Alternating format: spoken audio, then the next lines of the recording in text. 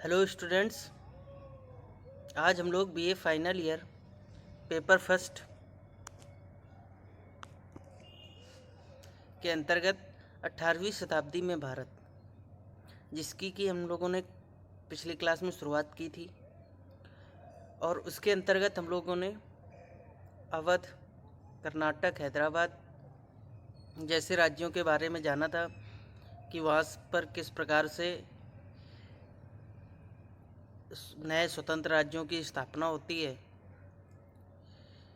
तो इसलिए आज की इस क्लास में हम लोग उन राज्यों के आगे जो बचे हुए राज्य थे उनके बारे में डिस्कस करेंगे। उससे पहले आज एक बार फिर से मैं आप लोगों को 18वीं शताब्दी का वो मैप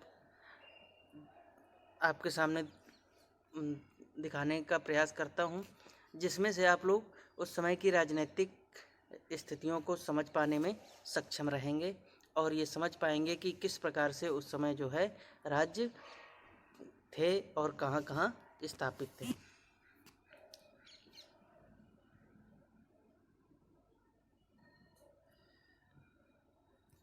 सबसे पहले बात करें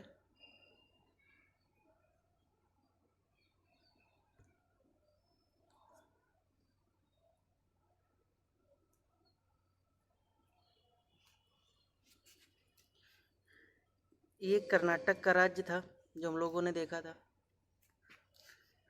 ये हैदराबाद राज्य था जो हम लोगों ने देखा था। ये अवध का राज्य है जो हम लोगों ने देख लिया था। आज हमको ये मैसूर का राज्य, ये मराठा राज्य जो उस समय सबसे ज़्यादा क्षेत्र में फैला हुआ था,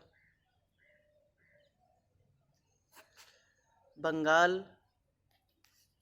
राजपूत, जाट, सिख, सिंध, ये सारे क्षेत्र आप लोगों को याद रखने हैं, ठीक है। और खासकर इस मैप का उद्देश्य ये था कि कौन सा राज्य कहाँ स्थापित था, इसकी आपको अच्छे से जानकारी हो। उत्तर भारत के राज्य तो आप जान सकते थे, लेकिन यहाँ पर आपको कन्फ्यूजन हो सकती थी, है ना। दक्षिण के राज्य, कहाँ मैसूर राज्य था, कहाँ कर्नाटक था, कितना हैदराबाद था, कितना मराठों का राज्य था। तो इसलिए ये साउथ इंडिया में किस प्रकार से राज्य स्वतंत्र हुए थे, कहाँ कहाँ स्थापित थे, उनको समझने के लिए ये एक बेहतर मैप है, ठीक है। तो चलिए हम लोग अब इसके आगे स्टार्ट करते हैं।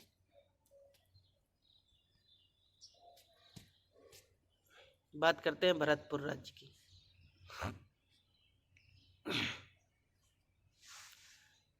भरतपुर में स्वतंत्र जाट राज्य की स्थापना चूड़ामन एवं बदन सिंह ने की थी, ठीक है। जाट नेता सूरजमल को जाट जाति का प्लेटो कहा जाता है। ये दिल्ली के दक्षिणी क्षेत्र में इस राज्य की स्थापना हुई थी। हम लोगों ने मैप में देखा भी था जाट राज्य कहाँ पर बना हुआ है, दिल्ली से नीचे है थोड़ा, ठीक है। मथुरा आदि का क्षेत्र जो अपना यूपी का क्षेत्र है वो इसी भरतपुर राज्य या जाट जाति के क्षेत्र के अंतर्गत आता था। तो इसके दो प्रमुख बिंदु, पहला स्थापना किसने की, चूड़ामन एवं बदन सिंह ने, और दूसरा जाट नेता सूरजमल को क्या कहा जाता था, जाट जाति का प्लेटो, ठीक है। नेक्स्ट बात करते हैं रुहेलखंड के बारे में। रुहेलखंड की स्थापना जो है वीर दाऊद और अली मोहम्मद खान ने किया था, ठीक। रुहेला सरदार नजीबुद्दौला अहमद शाह अब्दाली का विश्वास पात्र था।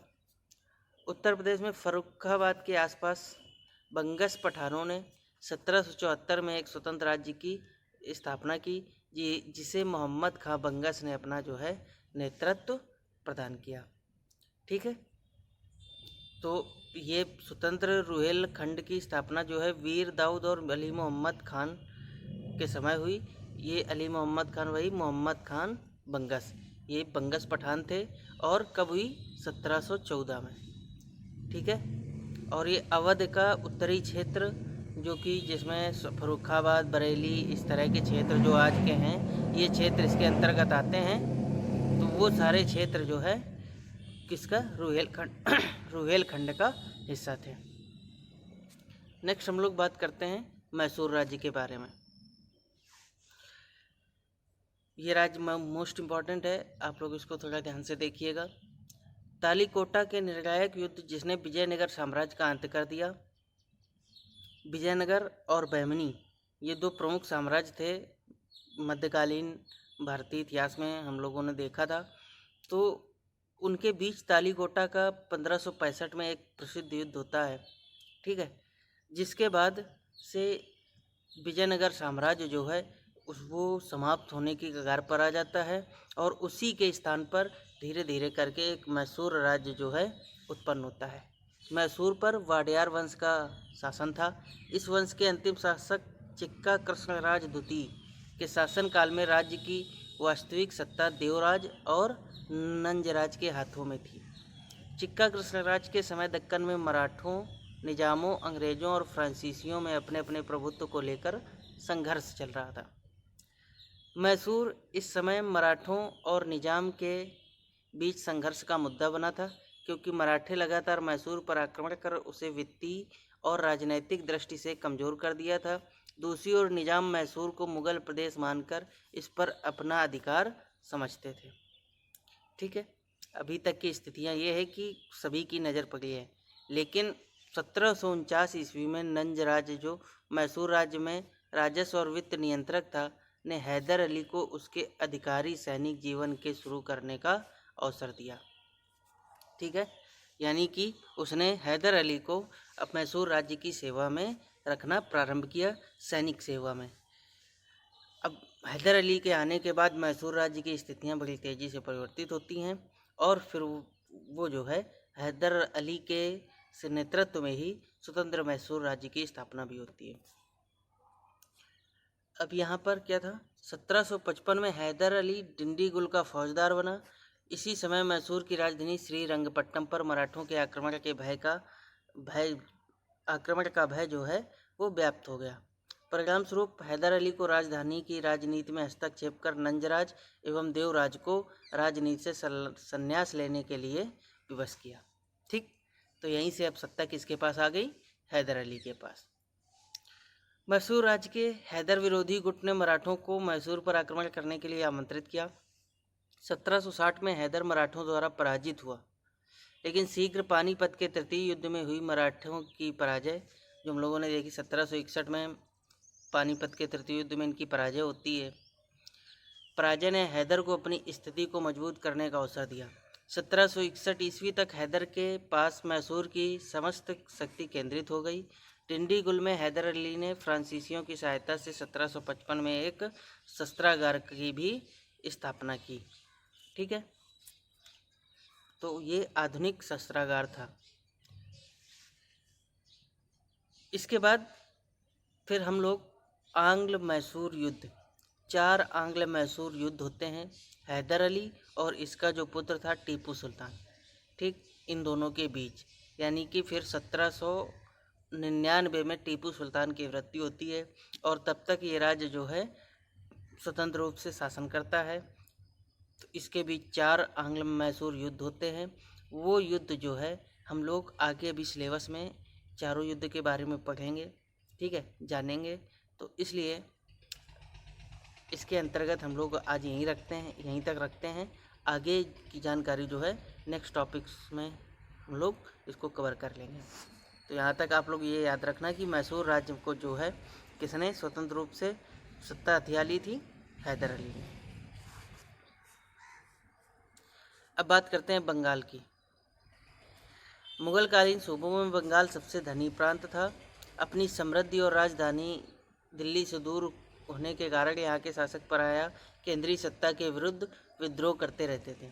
औरंगजेब की मृत्यु के बाद बंगाल मुर्शिद कुली खां के नेतृत्व में पूर्व स्वतंत्र हो गया।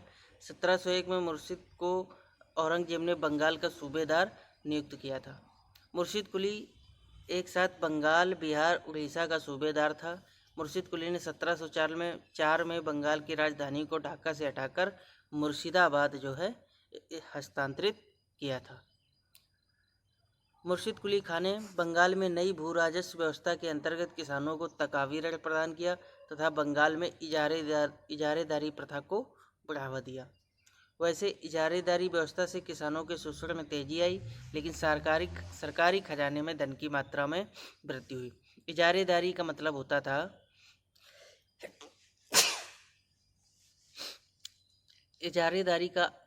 होता था कि जो टैक्स लगान किसानों से लिया जाता था वो ठेके पर उठा देना, यानी कि किसी को ठेका दे देना कि हमको इतना लगान चाहिए।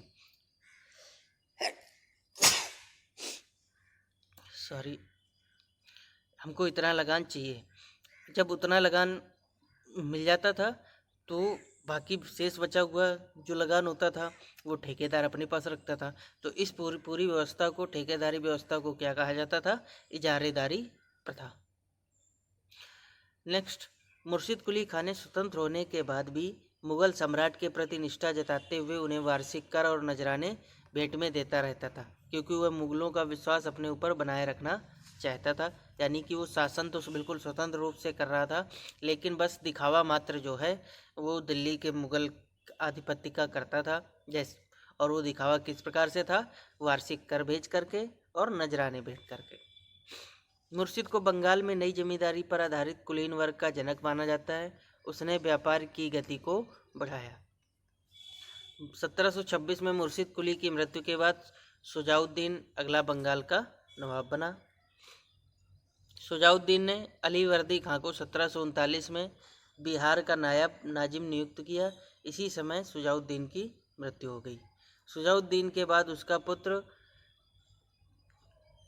आलमुद्दौला हैदर जंग सरफराज खां बंगाल का नवाब बना 13 मार्च 1739 को। सरफराज की प्रशासनिक कार्यों के प्रति निष्क्रियता और अयोग्यता के कारण शीघ्र ही बंगाल में हुई एक क्रांति द्वारा सरफराज को राज सिंहासन और जीवन दोनों का त्याग करना पड़ा। इसके बाद जो है वहाँ पर अली वर्दी खां का शासन स्थापित हो गया। अली वर्दी खां के नेतृत्व में हुई इस क्रांति में हाजी अहमद और जगत सेठ भी मिले हुए थे। 1740 में राजमहल के समीप लड़े गए गिरिया के युद्ध में सरफराज खां बुरी तरह पराजित हुआ। ठीक है, तो इस प्रकार अब किसका शासन आ जाता है? अली वर्दी खां का। तो आप लोग राजाओं के नाम बंगाल में याद रखेंगे। सबसे पहले मुर्शिद कुली खां, जिसने स्वतंत्र बंगाल की राज्य की स्थापना की। ठीक है, लेकिन ये कन्फ्यूजिंग क्वेश्चन है, कई बार पूछा जाता है और उसमें मुर्शिद कुली खां और अली वर्दी खां दोनों का नाम दे देता है। ठीक है, तो जब दोनों का नाम दिया हो तो आप लोग अली वर्दी खां को टिक करिएगा, क्योंकि अली वर्दी खां ने मुर्शिद कुली खां के समय अभी भी नजराना और भेंट जो है वो मुगल शासकों को दिया जाता था, लेकिन अली वर्दी खां के समय से पूर्णतः संबंध विच्छेद करके एक पूर्ण स्वतंत्र राज्य की स्थापना जो है बंगाल में कर दी गई थी। तो वो ऑप्शंस पर डिपेंड रहेगा। कभी भी कंपटीशन के एग्जाम्स के पॉइंट ऑफ व्यू से मैं बता रहा हूँ। ठीक है, तो कभी भी आपसे क्वेश्चन आए सीधा सा कि स्वतंत्र बंगाल राज्य की स्थापना 18वीं शताब्दी में किसके द्वारा की गई, यदि उसमें दोनों ऑप्शन हो, मुर्शिद कुली खां भी हो और अली वर्दी खां भी हो, तो आप अली वर्दी खां को सही करेंगे। नेक्स्ट, बंगाल का अगला नवाब अली वर्दी खां 1740 से 1756 तक हुआ, जो बंगाल का अंतिम शक्तिशाली नवाब सिद्ध हुआ। 8 वर्ष तक लगातार बंगाल में मराठा आक्रमणों को उस समय विराम मिला जब 1751 में अली वर्दी खां ने मराठों से एक संधि कर ली। अली वर्दी एक योग्य शासक था। इसने अपने शासनकाल में भूमि सुधारों के अलावा व्यापार को भी प्रोत्साहित किया। इसने अंग्रेजों और फ्रांसीसियों की स्वेच्छाचारिता पर अंकुश लगाते हुए क्रमशः कलकत्ता और चंद्रनगर की व्यापारिक अपनी अपनी बस्तियों के किलेबंदी का जो है विरोध किया।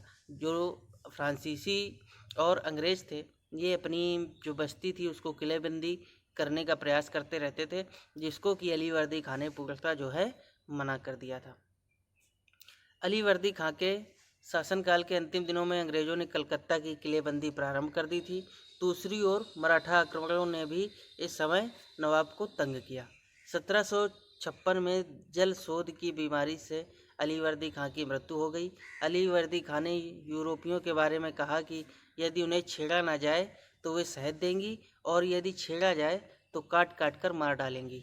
ठीक है, तो ये एक इम्पोर्टेंट स्टेटमेंट है, ये भी पूछा जाता है और आप एग्ज़ाम में इसको लिख भी सकते हैं अच्छे तरीके से।